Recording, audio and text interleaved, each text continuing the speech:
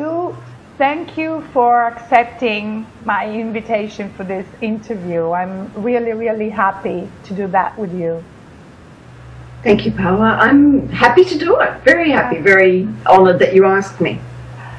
Okay, so today's 50s are yesterday 40s, at least so they say. And what does being in your 50s mean to you?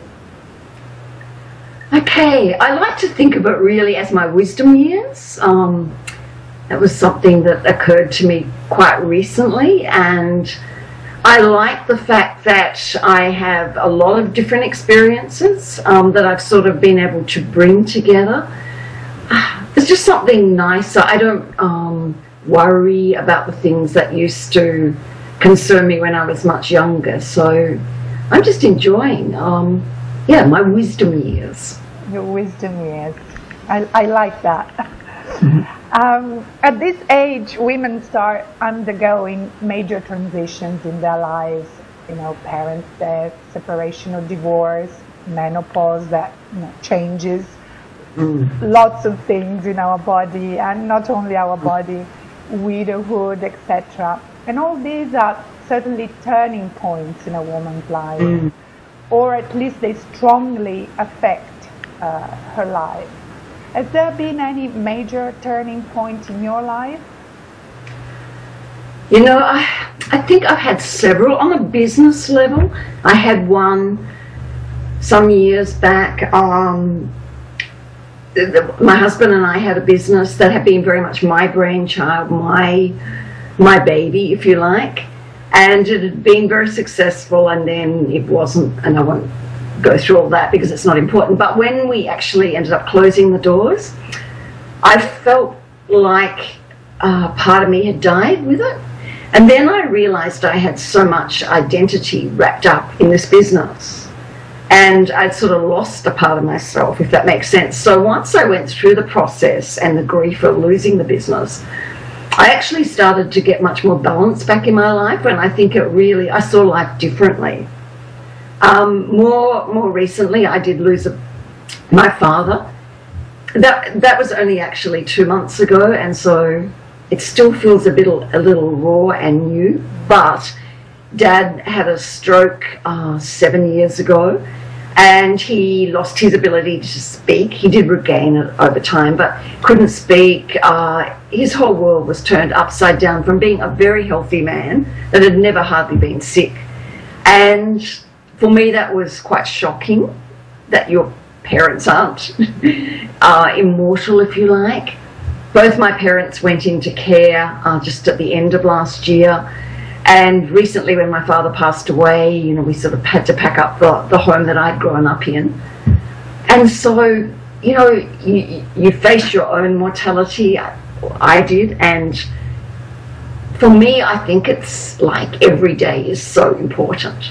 We just never know when it's going to change. So, yeah, it certainly impacts you, that sort of thing. Yeah, I understand. I lost my mom in last January. I had lost my father already several years ago.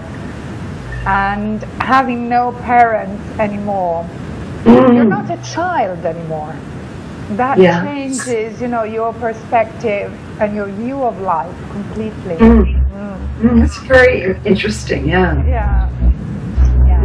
And what does either starting from scratch or rediscovering yourself or reinventing yourself mean for a 50-year-old woman?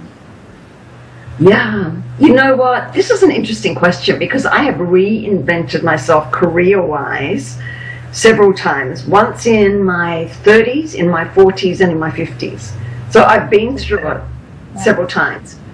What I've noticed about myself is the first time I did it, I had a lot more bravado. I was fearless. I thought nothing could go wrong.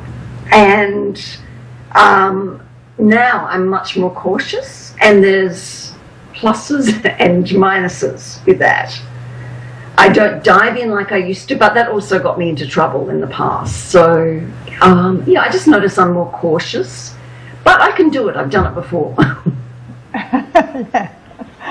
Yes, you've had successful businesses and now you have a brand new business, a new experience. Can you tell us a little bit more about it? Yeah, this one's been an interesting journey for me because I've been used to having staff, traditional businesses. I had a financial planning business with my husband. We marketed financial products. You know, I was in an events company and lots of staff, lots of people to delegate to. And I had never done, I was technophobic really, and we always had IT people and I never had to do much at all except turn on my computer and send an email. So when I decided I wanted an internet marketing business, I think most of my family thought I'd gone crazy because they all knew I was terrified of technology. And of course, there was just me. I had to figure out all these things. There was no one. I'd go, oh, who can I get? Oh, it's me. It's just me. And so it's been a really, really interesting journey. I've got through my technophobia. I mean, I've got a blog now that is fairly successful. My husband actually calls me to help him with things on his computer these days, and for always it was the opposite. So do I enjoy not having anyone to delegate to? No, and I have got someone I do outsource some work to, and I will grow that. Yeah. But it's been really important for me to feel like I could master this and get through this. You know, let's face it, we're in the technical age. Our lives depend on technology, so being afraid of it was never going to serve me. So that's what this journey has been about, and it's still evolving.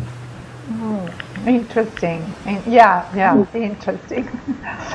And which would you say are the characteristics of a mature woman that are particularly helpful when you are starting a new venture, a new career at that age?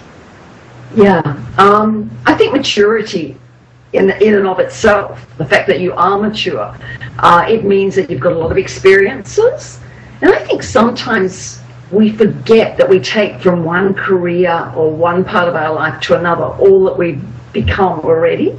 So all the experiences that we already have are cumulative, and we have those. I think also that we have a stronger sense of who we are, and just more grace. Confidence too. More self-confidence, definitely. Yeah. And which do you think are the major obstacles, both inner obstacles and external ones, that a woman has to face when she's completely changing career or business in her 50s? Yeah, look, I have a belief about this on lots of levels, because when I looked at it, I went, most of them are inner. Like, I think that the things that stop us are often in our own head. And for me, I know with a lot of my friends, I just said that I was a technophobic sort of person. And I hear a lot of my friends say, oh, like they're afraid of Facebook, for example. I can't do that. I can't do technical. They're afraid of their smartphone. They're afraid of, that whole fear of, and that's in our heads, because of course we can do it. We've done amazing things as women if we've got to this age. Yeah. And so I think a lot of it is in our head, because I started to think externally. Look, if we were getting a job or trying to climb the corporate ladder, I understand that there may be reluctance of employers to choose a mature woman, or they may prefer someone younger. But if we were starting our own business and doing our own thing, I really think we can do it. I think it's more inner than external. Yeah. That's my point of view. Yes. And if you had to advise a woman in her 50s who wanted, to start a new business or a new career, what would you suggest to her? Okay, it sort of depends if she's been in business before, because if she was starting a new business and she has been in business, there is a skill set that she's going to bring with her. If she has never been in business, I'd strongly suggest getting a mentor or a coach, You know, we learn often by from our mentors or from our mistakes. And I think it's sometimes way more costly to go the road of mistakes than it is to get an experienced person to help you. If someone has never been in business before, you know, they really need to understand how business works, do their homework properly, see if there's a market viability. Is there a market for whatever they want to do?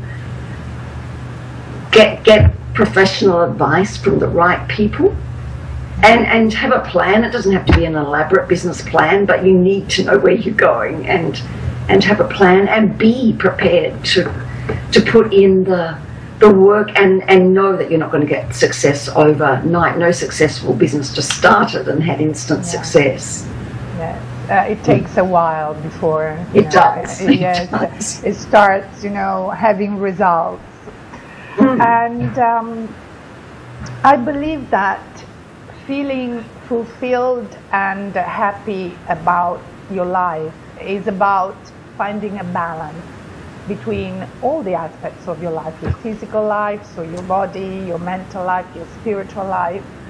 What do you do to find or to keep this balance in your life?